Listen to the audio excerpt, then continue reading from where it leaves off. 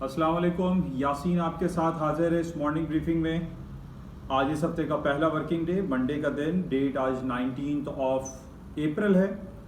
यानी अब ये महीना भी आखिरी वक्तों में चल रहा है। तो बहरहाल इसमें आज सबसे इम्पॉर्टेंट हमारे पास जो सूरत हाल जो काफ़ी दिनों से, सबसे पहले तो मैं आपसे ये गुजारिश कर रहा हूँ कि ये इस यूट्यूब चैनल को प्लीज़ लाइक करें, शेयर करें और इसको सब्सक्राइब करें विद बेल आइकन, क्योंकि ये उर्दू सहल अंदाज में आपको चीदा बातें पता चल जाती हैं कि पूरी दुनिया में इस वक्त हो क्या रहा है और इन खबरों की बेसिस पे पूरी दुनिया की और पाकिस्तान की स्टॉक मार्केट में क्या सूरत हाल पेश आ रही हैं।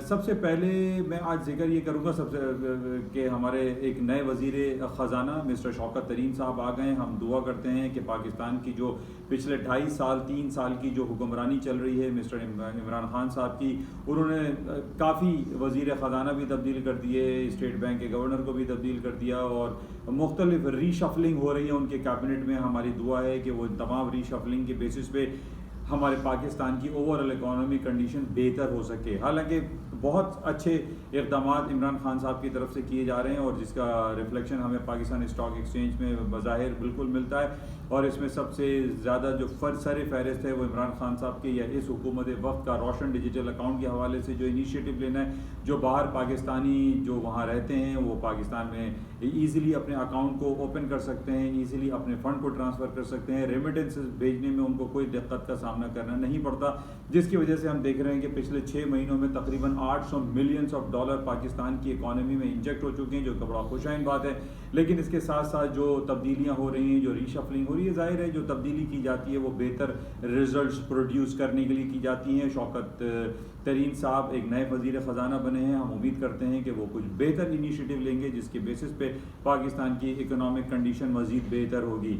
अच्छा, इसके साथ ही आज इंटरनेशनल मार्केट की अगर हम बात करें तो सबसे ज़्यादा जो पिछले कई हफ्तों, कई महीनों, कई सालों से मैं आपसे बातें करता चला आ रहा हूँ कि अमेरिका की स्ट्रीमलाइन इंडेक्स अपनी तारीख की नई बुलंदियों को रोज़ाना की बुनियादों पर छूती हैं, तोड़ती हैं और बनाती चली जा रही हैं। और आज भी यही कुछ सूरत हाल है। पिछले फ्राइडे को यानी वीकली क्लोजिंग जो हमारे पास आई, उसके अंदर हमने देखा कि S&P अपने लाइफ हाई पे गई, डाउ जोन्स नए लाइफ हाई 34,000 के बैरियर को क्रॉस कर दिया।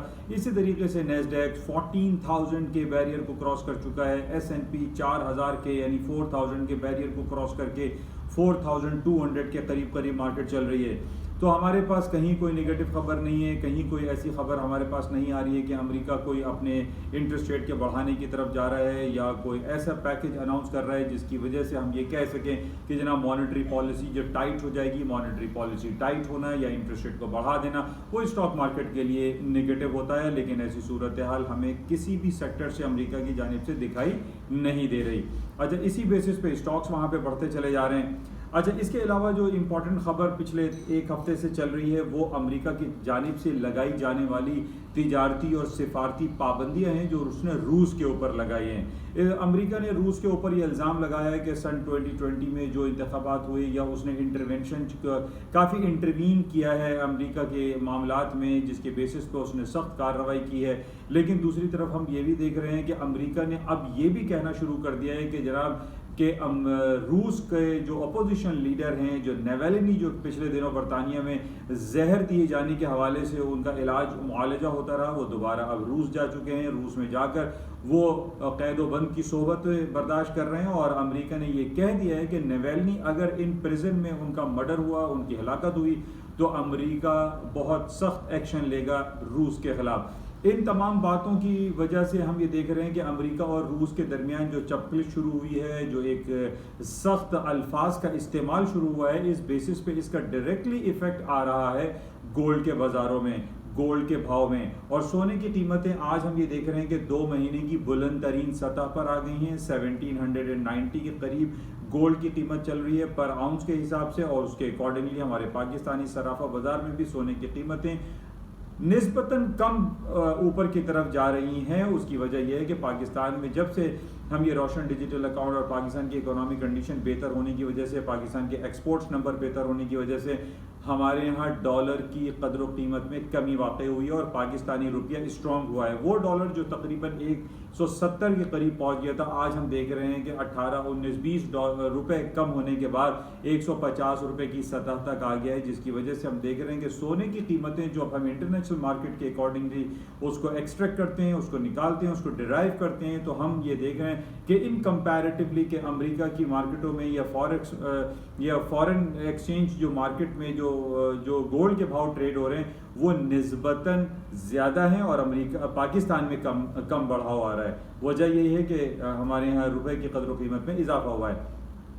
लेकिन ओवरऑल जो सिनेरियो गोल्ड के हवाले से मैंने पिछले दिनों भी आपसे बयान किया था कि 1720, आई रिपीट 1720 डॉलर का बड़ा इंपॉर्टेंट इसका सपोर्टिंग लेवल था और मार्केट ने पिछले दिनों 1723 का लो किया था और उसके बाद आज हम ये देख रहे हैं कि 1790 के लगभग गोल्ड की कीमतें चल रही हैं। और उसकी बुनियादी वजह सिर्फ हमें यही दिखाई दे रही है, जो डिफरेंट जो तज्जियाकार हैं, जो तज्जिया हैं, तबसरे हैं, जो हालात व वाक़यात हैं, वो अमेरिका और रूस के दरमियान जो तलखियाँ हैं, इन बेसिस पे हम देख रहे हैं कि सोने की कदर कीमत में खासा इजाफा हो रहा है। अच्छा, इसके अलावा जो चाइना और अमेरिका में बहुत अच्छी कोऑपरेशन वाली बात हो रही है और उसमें ये कहा जा रहा है कि आइंदा आने वाले दिनों में जो पेरिस में जो मुलाकातें हो रही हैं, जो क्लाइमेट चेंज के हवाले से जो मुलाकात होनी है, जिसके अंदर कोल के इस्तेमाल को कम करना है चाइना की तरफ से, अमेरिका चाइना से डिमांड करता है कि वो कोल का इस्तेमाल कम करे, जिसकी वजह से माहौलियाती आलूदगी में काफ़ी इजाफा होता है, या पेट्रोल के इस्तेमाल को कम से कम कर दिया जाए और इलेक्ट्रिक गाड़ियाँ, इलेक्ट्रिक व्हीकल्स को लेकर आया जाए, जिससे माहौलियाती आलूदगी में कमी वाक़ई होगी।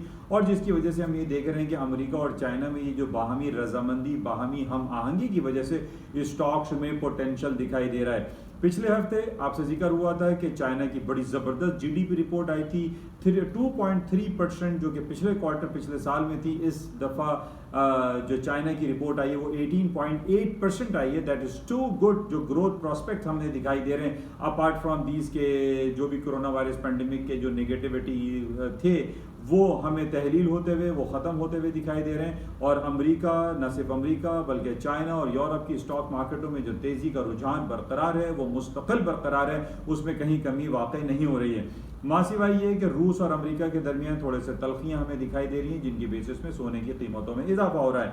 लेकिन अगर हम ये कहें कि अमेरिका और रूस के दरमियान जो तलखियाँ हैं उससे स्टॉक मार्केटें गिर जाएंगी, तो ऐसा मुमकिन फ़िलहाल दिखाई नहीं देता। उसकी वजह यह है कि जो पाबंदियाँ लगाई जा रही हैं या पाबंदियाँ लगाने का जो इंदिया दिया जा रहा है, ये आगे चल के after certain period of time के दरमियान पता चलता है कि जनाब इन दोनों ममालिक के जो डेलीगेशन है उनकी आपस में मुलाकातें होंगी, वो आपस में बाहमी रजामंदी के चैप्टर पर आ जाएंगे और जनाब कुछ पाबंदियां अमेरिका उठा लेगा, कुछ पाबंदियां जो है वो जो बातें हैं वो रूस उसको मान लेगा। तो इसके बेसिस पे हम ये देखेंगे कि स्टॉक मार्केटों में मजीद तेज़ी आ जाएगी, इसमें कमी नहीं होगी। क्योंकि देखिए दो चीज़ों को समझने की बड़ी ज़रूरत है। एक तरफ होता है जंगी सूरत हाल और एक बातें होती हैं जंगी बातें करना कि हम जंग मुसल्लत कर देंगे, हम ये कर देंगे, हम वो कर देंगे, कर कुछ नहीं रहे। अभी सिर्फ पाबंदियां लगाई जा रही हैं।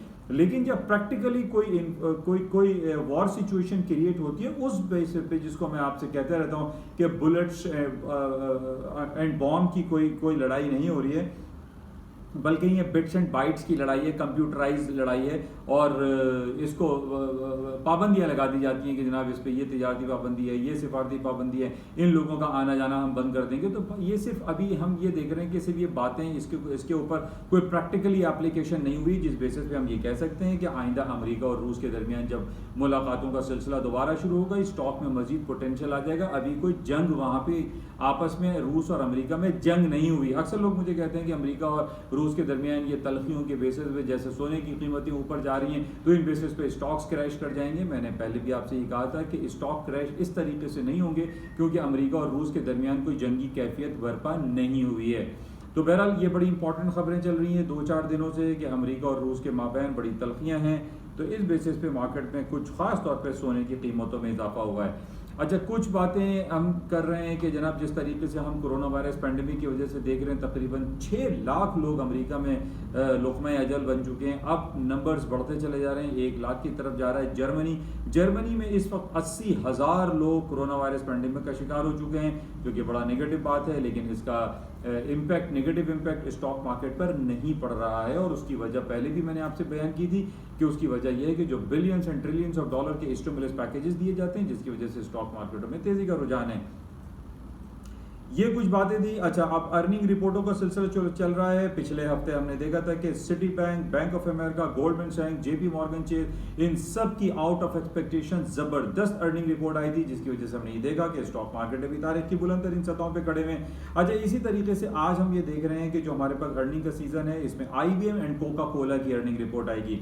इसका इफेक्ट इतना ज्यादा मार्केट पे नहीं पड़ेगा, जो कि कल आने वाली जो रिपोर्ट है बड़ी जबरदस्त खबर है, और वो है नेटफ्लिक्स, जिसको हम फैंग ग्रुप का पार्ट कहते हैं। और कल नेटफ्लिक्स की अर्निंग रिपोर्ट आएगी, इस पे मार्केट में काफी तेजी मंदी हो सकती है। अच्छा, आज सूरत हाल गोल्ड और कॉपर के हवाले से जो हम देख रहे हैं कि गोल्ड भी 2 महीने की बुलंद तरीन सतह पर है, कॉपर भी 2 महीने की बुलंद तरीन सतह पर है। कॉपर की कीमत इस पर $4.27 पर पाउंड हो चुकी है, जो कि पिछले 2 महीने पहले ये कीमत हमने देखी थी।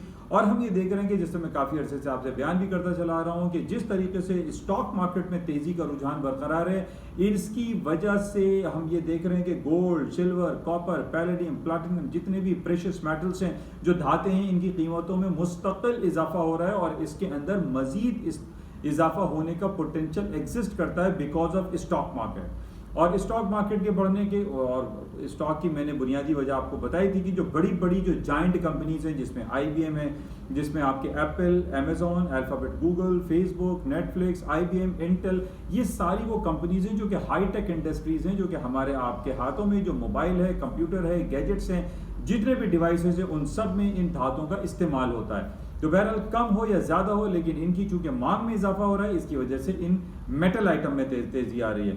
तो बहरहाल ये बड़ा इंपॉर्टेंट पहलू है, इसको आप समझने की कोशिश कीजिए कि स्टॉक मार्केट में तेजी की वजह से ही सोने की कीमतों में भी ज्यादातर इजाफा हो रहा है। बहरहाल अभी for the certain period of time में हमने देखा पिछले 1 हफ्ते से रूस और अमेरिका के जो दरमियान तल्ख सलामियां शुरू हुई हैं, उस बेसिस पे भी सोने की कीमतों में इजाफा हुआ है। अच्छा, गुड न्यूज़ हम ये कहेंगे कि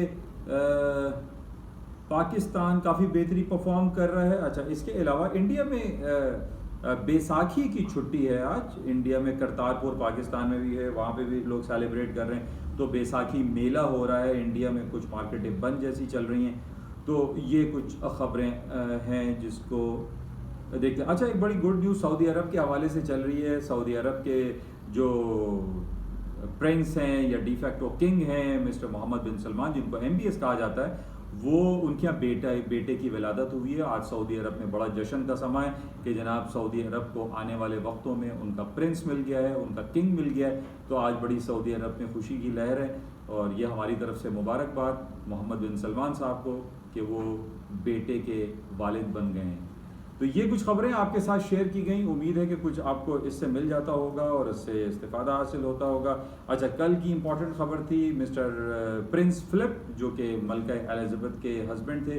वो 99 ईयर्स की एज में उनकी वफात हुई। उनका कल फ्यूनरल प्रोसेशन हुआ। 30 पर्सन्स जो कि उनके रॉयल फैमिली के लोग थे, उन्होंने शिरकत की, जो कि बहुत मुख्तसर सा ये एक प्रोसेशन हुआ, फ्यूनरल प्रोसेशन था। उसकी वजह से कोविड-19 थी। इंशाल्लाह आपसे राब्ते में रहेंगे। इजाज़त चाहूँगा और जाते हुए गुजारिश कि इस YouTube चैनल को प्लीज़ लाइक करें, शेयर करें और इसको सब्सक्राइब करें with bell icon. Thank you, खुदा हाफ़िज़।